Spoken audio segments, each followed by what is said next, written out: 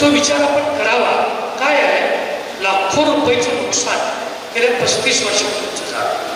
मला आश्चर्य या गोष्टीचं वाटतं. कोकणात कधी गेला तर सिंधुदुर्ग जिल्हा नावाचा जिल्हा आहे, पूर्ण डोंगराळ आहे. त्या जिल्ह्याचं दरडोई उत्पन्न जे आहे, तुम्ही आता गुगलला टाईप करून बघा, 2,13,000 रुपये प्रति कुटुंब दरडोई उत्पन्न आहे वार्षिक. आता तो जिल्हा डोंगराळ आहे, विकसित नाही. आपण फार विकसित समजतो, आपला नेता इंजिनियर असे समजतो, अमेरिकन शिकून आला असं समजतो. आपल्या जिल्ह्याचं किती असायला पाहिजे दरडोई उत्पन्न? 1,13,000 आहे. विकसित कोण आहे? त्या इतका आपण आहे.